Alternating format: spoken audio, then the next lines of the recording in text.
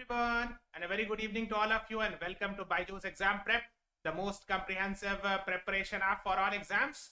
So as you can see the thumbnail, in this session actually we are starting a session, and this session will be conducted every Sunday at 9 p.m. Okay, and on the same YouTube channel, BYJU'S Exam Prep CAT and MBA.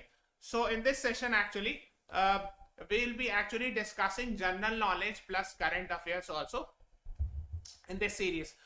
So in today's class, I will be discussing about the polity, constitution, civics related issues and all, right? There have been questions from these contents in IIFT, XAT, CMAT and other exams, TISSNET and all. So that is why these sections are very, very important. So star market, Sunday at 9 p.m. we'll be having these sessions. So let's start. I will be doing it question answer session, so that it would be easy for you. So let's start with the first question of the day. And the first question says, Schedule 7 of Indian Constitution is related with what? Your options are presidential election, acts beyond judicial review, states and union territories, division of power into 3 lists. So basically, I hope you all are aware. If you have read a little bit about Constitution, right now we have total 12 schedules mentioned in the Indian Constitution. I hope you are aware of that. Okay, so I'm talking about the 7th schedule because 7th schedule is considered as one of the most important schedules. So the question is, this schedule of the 7th schedule of Indian Constitution talks about what? Presidential election, acts beyond judicial review, states and union territory, division of power into 3 lists. So if you know it, please answer it. Otherwise, I would be answering you. The right answer is actually option D. Division of power into 3 lists is the right answer to this question. Okay. Now, what do you mean by this? 3 lists, I hope you are aware. This has been taught in your school days, I guess. And these are union list, state list, and concurrent list. I hope you are aware of this. So basically these 3 lists are actually, these 3 lists contains the items like, for example, union list would contain the item like defense, foreign affairs. It means the central government or the union government has power to make laws under this list. Similarly, in state list, like for example, police, law and order. So these are state subjects. So it means under these, the state government has power to control police, to make laws related with police, law and order, prison, etc. Okay? Yes. And concurrent list means where both the union as well as the state have power to make laws. I hope you are aware of that. So that is called as concurrent list. So basically, this 7th schedule of Indian Constitution talks about division of power into 3 lists. Now, let's move on to the next question. And the next question is, which article of the Indian Constitution is related with Indian foreign policy? Your options are Article 380, Article 312, Article 60, Article 51. Now, foreign policy always remains in the news. That is why you should have a basic idea. I hope you are aware. Recently, our Prime Minister, PM Modi, visited USA. And he was a state guest invited there and all. And later on, he visited Egypt also. I hope you are aware of that. Now in USA, he celebrated a very famous international day. Can you please tell me what is the name of that international day which was celebrated by PM Modi there in USA? Okay, so that is also a question. Please answer this question. So Indian foreign policies actually Article 51 talks about that. If you read it, the Article 51 says, promotion of international peace and security. So it says the state shall, here state means government, means in government of India, shall endeavor with a koshish karna, try its best to promote international peace and security, maintain just and honorable relations between nations, foster respect for international law in the dealings of organized people and all, and encourage settlement of disputes. So I hope you are aware of that. So that is Article 51. So it is a sort of a recommendation by Constitution to the government of the day. Okay. Now, I was asking a question that PM Modi recently celebrated which festival or which day in USA. So that's called as International Yoga Day. Yes, here D is the right answer. Harsh Agarwal was right. Very good. I hope you are aware. International Yoga Day is celebrated on 21st June. And recently PM Modi was in USA where he celebrated International Yoga Day there. So you should be knowing about International Yoga Day and the date also, because it is very, very important. So star market. So it has been declared by United Nations. International Yoga Day has been declared by United Nations on the initiative of India. That is why International Yoga Day becomes important for you. Okay, you should be knowing it. Now, the next one is question number 3, which says, which article of the Indian Constitution is related with abolition of untouchability? Your options are Article 71, 14, 17, 41. Now, I hope you are aware. So this was an abhorrent practice of untouchability and all before independence. And this is actually the constitutional, one of the constitutional ideals to ensure that equality, right? And so abolition of untouchability to ensure equality of citizens, right? So which article talks about that?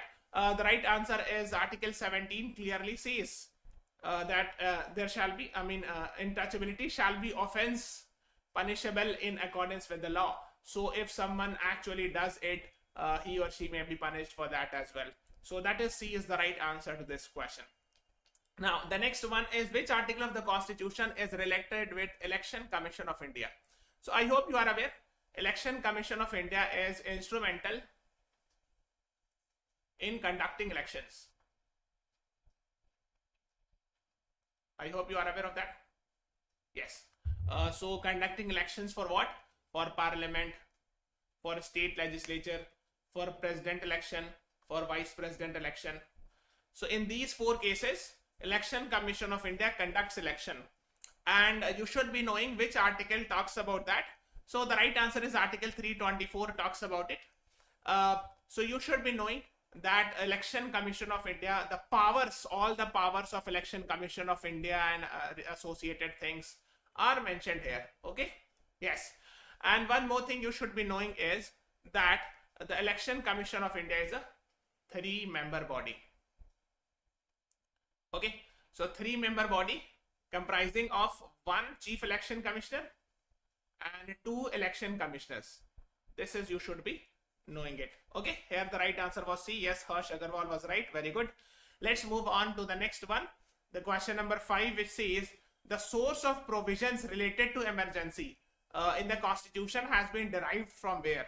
So, or you can say when emergency happens, the suspension of fundamental right happens.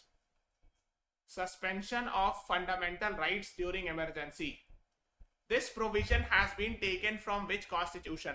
Constitution of Canada, Constitution of South Africa, Constitution of France, Weimar Constitution of Germany. So I hope you are aware, the most recent, today is 25th June.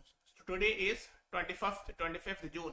And 48 years back in 1975, a very famous emergency was invoked by Miss Indira Gandhi. And that is why, this is today is the birth anniversary or anniversary of emergency, national emergency. So that is why it becomes very, very important. In fact, the right answer is we have taken it from Weimar Constitution of Germany. Now, what do you mean by Weimar Constitution? I hope you are aware that when so the World War happened between 1914 to 18, the First World War, yes. Then the Second World War started in 1939 to 45, right? And somewhere, I guess, around 1933s and all, Adolf Hitler came to power. Yes. So before Adolf Hitler and after First World War, somewhere here, there was a government or the republic that's called as Weimar Republic. So after First World War, from 1918-19 till 1933 around, when Adolf Hitler came to power. So in these time, okay, from 1918 to 1933, there is a government called as Weimar Republic of Germany. So we have taken the provision of suspension of fundamental rights during emergency from there. So D is the right answer. Yes, Kostab Savarkar has answered. Very good. D is the right answer to this question. The next one is question number 6. The first union budget of independent India was presented in which year? 1948, 51, 47, 50. And if you know, can you please tell me who was the minister who presented it? I hope you are aware. like every year, like today, I mean, this year, I mean, in 1st February 2023, budget was presented. So budget 2023-24 was presented by Miss Nirmala Sitharaman. I hope you are aware of that. So every year, the Finance Minister of India presents the Union Budget, which tells about the future expenditure and revenue of the government, right? That what are the planned expenditure that we are going to get, I mean, spending in which section and all, and what are the taxes the government is going to collect. So the entire bureau, entire thing about that is actually mentioned in the budget. So the first budget was presented just after the independence, of course, on 26 November 1947. And the finance minister at that time was R.K. Shanmukham Shetty. So the right answer is C is the right answer to this question. You should be knowing it. There can be a question which can be asked that the maximum number of budgets were presented by whom? So Mr. Morarji Desai, that is 10 times. You should be knowing it. Okay, yes. The next is question number 7, which says, who was the first female to have presented budget in India? Your options are Suchita Kripalani, Sarojini Naidu, Sonia Gandhi, Indira Gandhi. What is the right answer to this question? First female to have presented budget in India. So, in order to present the budget, you have to have be a finance minister. First of all, Sonia Gandhi has not taken any post of any ministry and all. So at least you can eliminate option C. You should be knowing it. So basically, Indira Gandhi was the prime minister. She also took the charge of finance minister as well. So she once presented first female who presented budget in India. And first female prime minister of India. Yes. So she was the first female prime minister of India and first female who presented the budget. So D is the right answer to this question. You should be knowing it. Yes. ये दोनों भी पता होना चाहिए. These two are also very important. These are very important facts from where questions are asked. Like Suchita Kripalani is the first woman CM of India, woman chief minister. Okay, and Sarojini Naidu was first woman governor. I hope you are aware of that. And both actually, she also became the first woman chief minister from UP, and she also became from UP. Okay, so Suchita Kripalani, first female chief minister, and she was the chief minister of UP. And Sarojini Naidu was called as Nightingale of India. She was the first female governor and also of UP. Okay, so you should be knowing here the right answer is D is the right answer to this question. The next one, yes, is question number 8. In the past budget, which of the following ministries of India was presented in the parliament as a separate budget? Ministry of Railways, Ministry of Defense, Ministry of Home Affairs, Ministry of External Affairs. So I hope you are aware. I mean, this practice was from 1924 till 2016. We used to have two budgets. One was called as Union Budget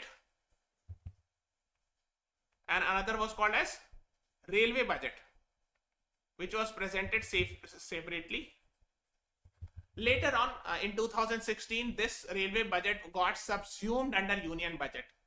Okay, so now we have only post 2016, we have only one budget, that is Union Budget, right? You should be knowing it. So before 2016, we had a Minister of Railway also. So A is the right answer to this question. It was actually in 1924. This was presented for the first time on the recommendation of Ackworth Committee. And in 2016, the government decided to discontinue it. So you should be knowing it. The next one is question number 9. The first Vice President of Independent India. This is a very easy question. Dr. Zakir Hussain, Dr. S. Radhakrishnan, V.V. Giri, G.S. Pathak. What is the right answer to this question? This is a very easy question and you must be answering it. Now, I'm giving you a hint. So Teachers' Day is celebrated in his memory. We celebrate Teachers' Day on 5th September. Yes. Okay. Now 5th September is Teachers' Day. And this is actually the birthday of the first Vice President of India. That is Dr. S. Radhakrishnan. So you should be knowing it. B is the right answer to this question. And let's move on to the next one. The next is question number 10. This is also very, very important. This has been asked in some MBA exam. I think it was, I guess, in IIFT or in XAT. This question has been asked. The first Field Marshal of Independent India was A Vaidya, KM Kariappa, Sundar ji, Sam Maneksha. What is the right answer to this question? हाँ, इससे पहले का answer B था, प्रेरणा Mishra was right, है ना? Yes. इसका answer बताइए. First Field Marshal of Independent India. This is a previous year question of MBA exam. What is the right answer to this question? Anyone? So the right answer to this question is actually option D. Sam Maneksha is the right answer to this question. I hope you are aware. He was the first Field Marshal given the rank in January 1973. So you must be knowing it. And see, what do you mean by Field Marshal? So actually, if you see it carefully, these are actually the post of army officer. So it starts from here, lieutenant, then captain, then major, then lieutenant colonel, then brigadier, then major general, then lieutenant general, then marshal. So the post ranking goes like this. So rank, okay, increase. The rank increases from right to left here. Now, generally, an army chief is generally in general rank category. But sometimes, if an officer has done a very good job, then he or she is given the field marshal rating. And this is actually a 5-star rank officer, which has been given to very few people. And the first one to be given was, Sam Maneksha. Okay? Ye jo hota hai, yes, D is the right answer. Pratyush Mishra was right. Now, this is actually on the, ye kahan par aapko show hota hai? This is actually shown on the shoulder. If you see the army officer's shoulder, यहाँ पर आपने देखा होगा badge लगे होते हैं. So these badges, actually these represent the badges of the army officer, which tells the rank of that officer. Okay? Yes. So you should be knowing it. The next is question number 11. The first health minister of independent India was Maulana Abul Kalam Azad, Sardar Vallabhbhai Patel, Vijay Lakshmi Pandit, Rajkumari Amrit Kaur. What is the right answer to this question? First health minister of independent India. सबको like button press कर दो. Everyone please press the like button and subscribe to our channel. Yes. So first health minister of independent India was, I hope you are aware, Rajkumari Amrit Kaur. So D is the right answer. Yes. Maulana Abul Kalam Azad was first education minister of India. Okay. You should be knowing it. Sardar Vallabhbhai Patel was first home minister of India. Or first deputy prime minister as well. Okay. We can call him first deputy prime minister as well. Okay. Who was Vijay Lakshmi Pandit? She was first female president of UN General Assembly. This is also a previous year question. You should be knowing it. Here the right answer is D. Yes, Prerna Mishra, Pratyush Mishra, you both were right. ये जो option C मैं बता रहा हूं, this one, this is also a previous year question of MBA exam. First female president of UN General Assembly. I think this was asked in either XAT, IIFT somewhere. ठीक है, तो आपको याद रखना चाहिए these. So when I'm telling you anything, I'm telling all the other important options as well. ठीक है, so बाकी सारी चीज भी आपके लिए important है. Here the right answer is D. Rajkumari Amrit Kaur. ठीक है, first health minister of India. Now, the next one is Article 368, very important, of the Constitution deals with what? I'm putting star mark. Your options are amending procedure, emergency provisions, right to primary education, right to information. What is the right answer to this question? Article 368 of the Constitution deals with what? Very important. So the right answer is actually it deals with amendment, constitutional amendment. Okay, so it actually talks about power of parliament to amend constitution, to amend the constitution. Now, what do you mean by amend? Amend means changing something, adding something, removing something, right? Anna. So here is the statement: power of parliament to amend the constitution and procedure thereof. So in this entire article, the procedure is mentioned how to amend the constitution, right? Amend means to change something, add something, subtract something.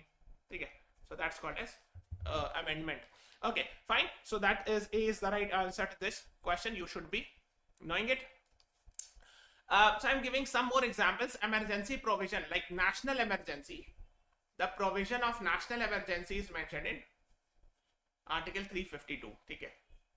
Okay, and right to primary education or right to education is a fundamental right under Article 21 capital A.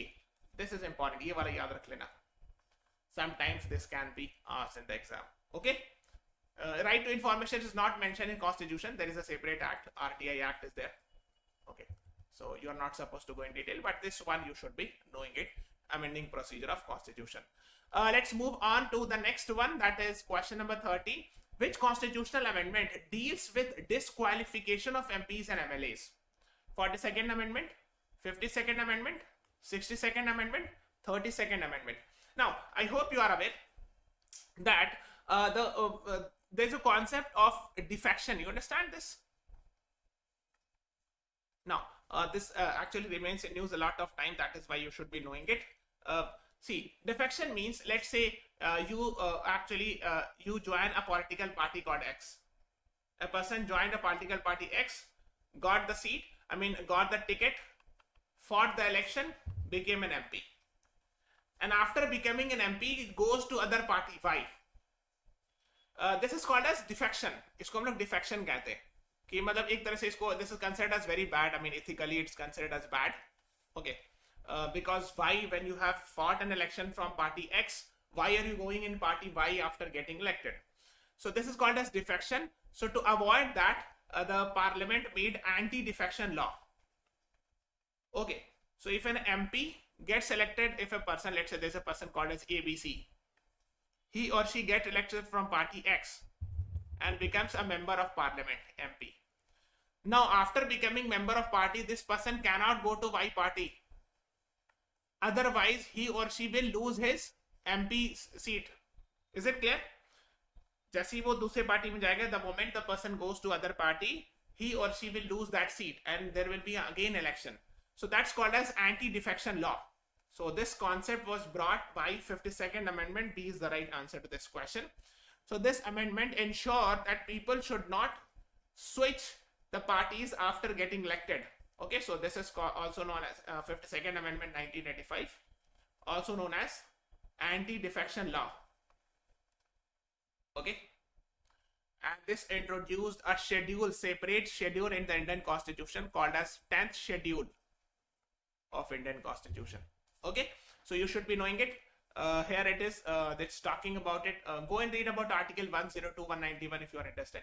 Means they have explained in 10th schedule in detail. Provision as to disqualification and ground of defection. So this 10th schedule was not originally present in the Constitution. It was added later on by 52nd Constitutional Amendment 1985 during Rajiv Gandhi time, when Rajiv Gandhi was the Prime Minister of India. Okay, so you should be knowing it. B is the right answer. Yes, Akash Bist has written 10th schedule. Very good. B is the right answer to this question. The next is question number 14. 103rd Constitutional Amendment Act is related with what? Land boundary agreement between India and Bangladesh, 10% reservation of EWS, formation of National Judicial Appointment Commission, reservation in admission to private educational institution to SC, ST and OBCs. So this was in the news in the last 1 year. So yes, of course, with things which are in the news in the last 1 year becomes more important. So please tell me that 103rd Constitutional Amendment Act is related with what? This was in the news because recently there was a judgment of Supreme Court regarding this. Actually, someone filed a petition and challenged 103rd Constitutional Amendment Act in the court, and there was a recently, 5-6 months back, there was a judgment of Supreme Court, and that is why it becomes important. The right answer is 10% reservation of EWS, or economically weaker section. Okay, so what happened was when 10% EWS reservation was initiated, actually what happened was some people went to the Supreme Court, filed a petition. So finally Supreme Court decided it upholds constitutional validity. Upholds means here you can say okay, or say yes, it's fine, or you can say nod, give nod. But we said it is fine. So EWS reservation was challenged, and Supreme Court actually, it was a 3:2 judgment. Means 3 judges supported EWS and 2 judges opposed it. So in democracy, majority wins. Similar is the case in Supreme Court also. The final judgment goes according to the majority. Since majority of the judges supported EWS reservation, So the final judgment of Supreme Court will be considered as supporting. Okay, so EWS is here to stay. So here to stay. So I mean EWS will be there in the upcoming exams, in the upcoming any other exam or any other wherever you are giving the exam. EWS reservation would be there. Okay, so this is judgment of last year November. That is why it becomes important for you. So B is the right answer. The next is question number 15. Through which Constitutional Amendment Act the word socialist was added to the Constitution? Again, very, very important. Star mark it. Your options are 44th Amendment, 43rd Amendment, 44th Amendment, 42nd Amendment. What is the right answer to this question? Bataiye. Socialist word preamble, actually not to the Constitution, to be more precise, I should be using the word preamble. So the word socialist was added to the preamble of the Constitution after which Amendment Act or under which Amendment Act? So the right answer is 42nd Amendment. D is the right answer to this question. So this is the preamble of the Constitution. I hope you are aware. So three words actually: socialist, secular, and integrity. These three words were added later on by 42nd Amendment. Okay. And I hope you are aware, 42nd Amendment Act is also famously called as what? Mini Constitution. This also you should be knowing it. Okay. So D is the right answer to this question. Yes, Pratyush Mishra, very good. D is the right answer to this question. Okay, the next is Article 39 capital A was added by which amendment? 43rd, 44th, 41st, 42nd. What is the right answer to this question? So the right answer is D. 42nd Amendment added actually 39A and different articles. Okay. So that is why it is called as mini constitution, because it added a lot of stuffs in and brought a lot of changes in the constitution. Okay. So D is the right answer to this question. The next is, this is important. Manrega, I hope you are aware, Mahatma Gandhi National Rural Employment Guarantee Act. We call it as MG Narega. Is an employment guarantee program for how many days in a year? 1 week, 1 month, 6 months, 100 days. What is the right answer to this question? So this actually Manrega, Mahatma Gandhi National Rural Employment Guarantee Act, what we call it as MG Narega. It is actually, it provides legal right to guarantee to right to work. Right to work in rural areas, right? Okay. Yes. The right answer is D is the right answer. Yes, Prerna Mishra, right? D is the right answer. So it guarantees 100 days of rural employment. So if you are from rural areas, and this is actually unskilled labor ke liye, for unskilled labor, for manual workers and all. Okay. So Manrega jobs is there. So D is the right answer to this question. Yes. Okay. Before moving on, guys, we are having a free trial of our paid course. So this is our paid course, where we are providing 300 plus engaging videos, 135 plus live sessions, 75 plus mock, 10,000 plus practice question. So basically, you can unlock 3-day free trial, and these are our toppers. Okay, so if they can do it, you can also do it. Yes. And on 27th June at 7 PM, we'll be having a workshop with Saral Nashir sir on our app. So the link is given in the description from where you can register for it. Why it is important to start CAT preparation right now. Okay, so yes, and we are running on this our YouTube channel 500 most expected CAT questions. So please subscribe to our channel. DJ subscribe ka button diya hai. I will be putting a lot of videos regarding CAT and all, so that would be very beneficial for you. Okay, the next is question number 18. Who was the constitutional advisor to Constituent Assembly? Your options are K. Subbarao, A.M. Munshi, B.N. Rao, Rajendra Prasad. So when many people say constitutional advisor, they opt for Bhimrao Ambedkar. Although I have not given the option here, but he was not a constitutional advisor. Be careful. He was not a constitutional advisor. Bhimrao Ambedkar was chairman of drafting committee. Okay, so you should be knowing. Chairman of drafting committee. Now, who was the constitutional advisor to the Constituent Assembly? So the right answer to this question is Professor or Dr. B.N. Rao. C is the right answer to this question. You should be knowing it. It's very, very important. Okay. So C is the right answer to this question.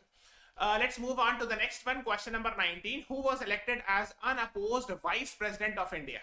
Your options are Gopal Swarup Pathak, S. Radhakrishnan, V.V. Giri, M. Venkaiah Naidu. Unopposed means when the election happened, there was no opposition candidate. No opposition candidate. There was only one candidate. So there was no need for election, and the one candidate automatically became the Vice President of India. And the right answer here is S. Radhakrishnan. So B is the right answer to this question. He became the first Vice President in 1952. Unopposed means there was no opposition candidate.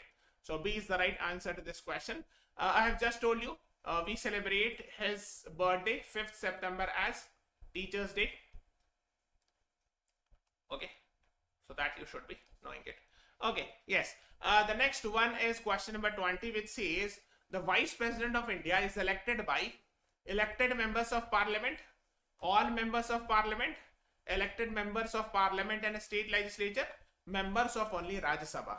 So actually last year the election of President and Vice President happened. So you should have some basic idea that how the Vice President is elected and all. So Vice President is actually elected by the voting of all MPs of Lok Sabha, all MPs actually, all members of Parliament, which includes both Lok Sabha as well as Rajya Sabha. So both Lok Sabha MP and Rajya Sabha MP, that is Lok Sabha member of Parliament and Rajya Sabha member of Parliament, actually vote for the election of Vice President of India. So B is the right answer to this question. You should be knowing it. The next is question number 21, which says the author of the Indian Constitution, Cornerstone of a Nation, is a book written by whom? Atul Kohli, Ivor Jennings, Granville Austin, P.B. Gajendra Gadkar. What is the right answer to this question? Indian Constitution, Cornerstone of a Nation, is a book written by whom? किसने लिखा है? सबको like button press करते जाओ. Everyone please press the like button and subscribe to our channel. So this book actually has been written by Granville Austin. He's very famous actually. He has been described as conscience of the Constitution and all. Granville Austin is actually authority on the Indian Constitution. He's considered as. So C is the right answer to this question. The next is, I have just discussed about 10 schedule. Is related with what? I mean, a few minutes back, I have discussed it that 10 schedule of the Indian Constitution is related with what? Provisions relating to formation of district council, land reforms, states and union territory, anti-defection law. What is the right answer to this question? So 10 schedule, I have just told you that 52nd constitutional amendment. CA means constitutional amendment. I'm writing in short. 1985 brought the concept of 10th schedule, which is actually an anti-defection law to protect a person from moving to other party after getting elected, right? So if before election you can move, fine. But once you have become an MP or MLA, you are not supposed to switch the sides. So if you switch the side, if you switch the party, you will lose the seat. That's called as anti-defection law. Yes. So D is the right answer to this question. You should be knowing it. Okay. It was brought in 1985 by Rajiv Gandhi government. 52nd Constitutional Amendment 1985. Yes, very good. D is the right answer. Prerna Mishra, Surjit Kumar, you all are right. Jiन्होंने भी D answer किया, you all are right. Very good.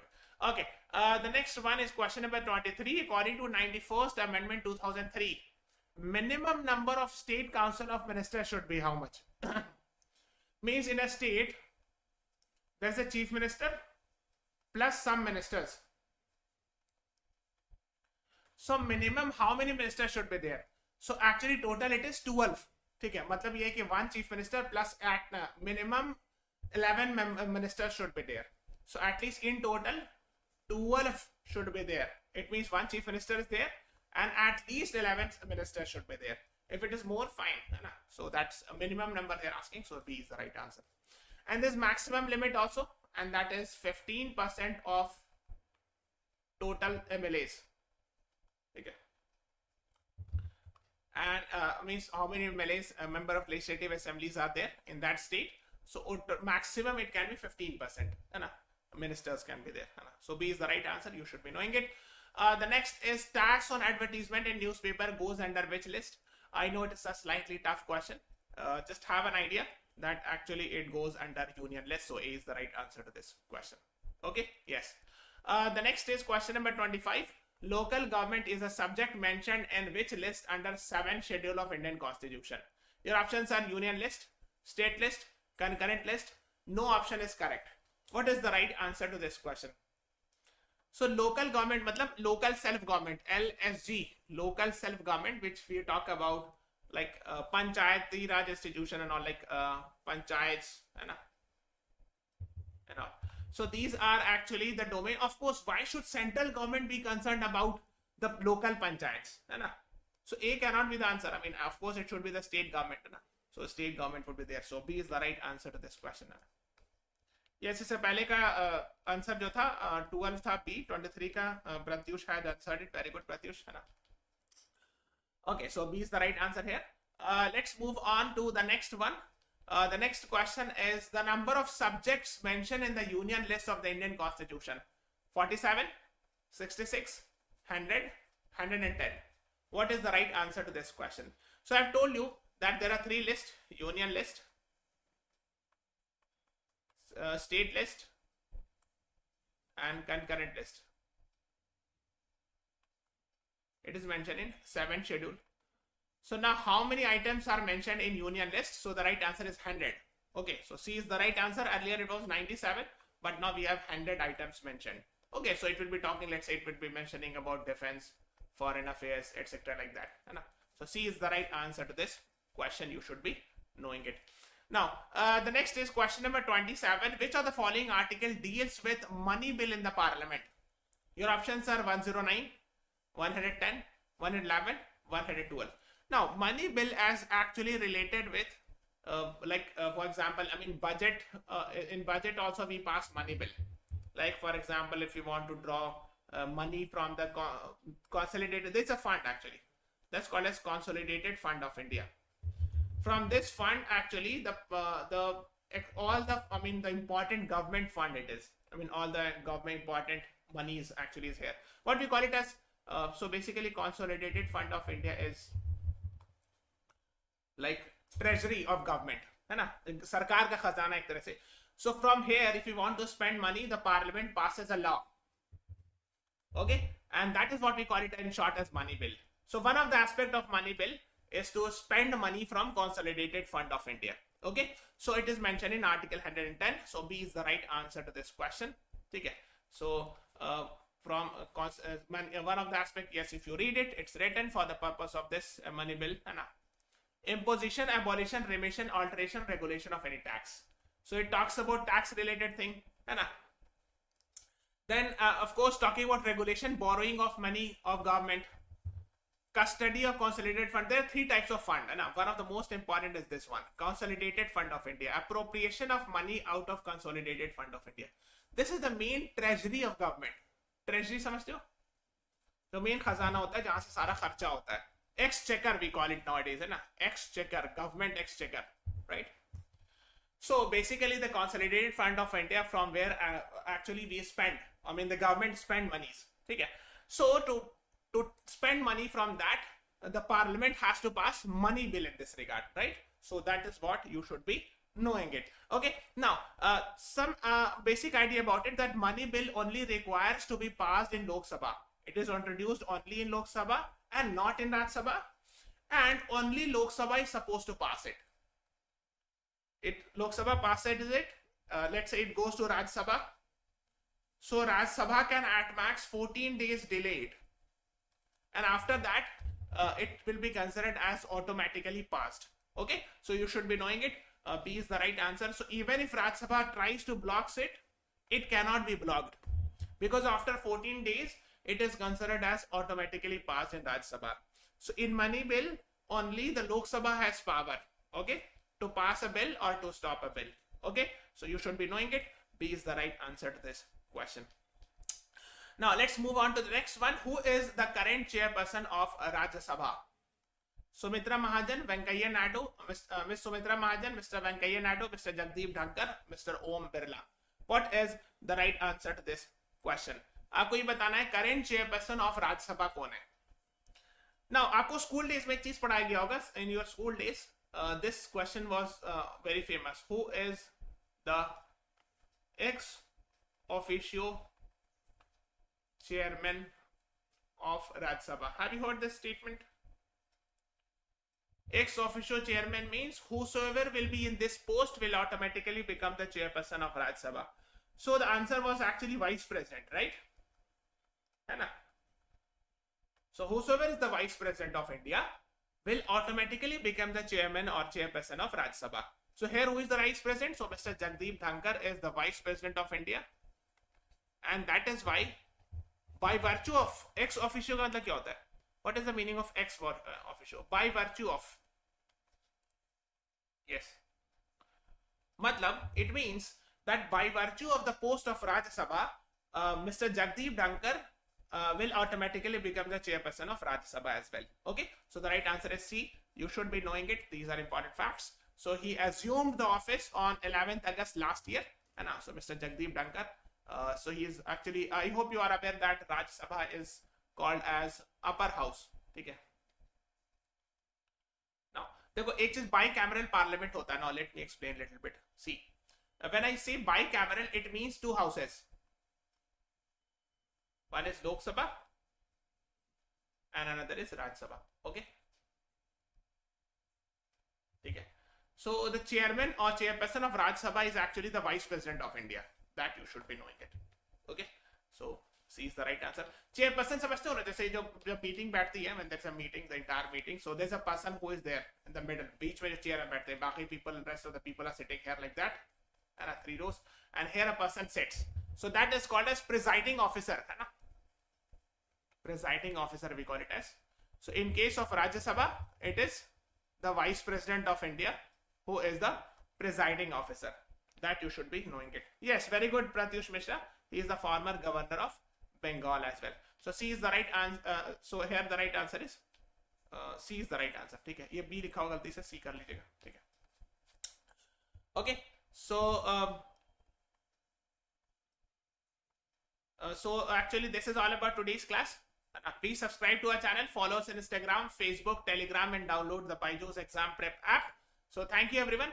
Now I'll be meeting you on most likely next Sunday at 9 p.m. So please save this time, Sunday 9 p.m. for GK and current affairs. So thank you everyone. Thanks for watching. Have a nice day. Please press the like button, subscribe to our channel. Thanks for watching.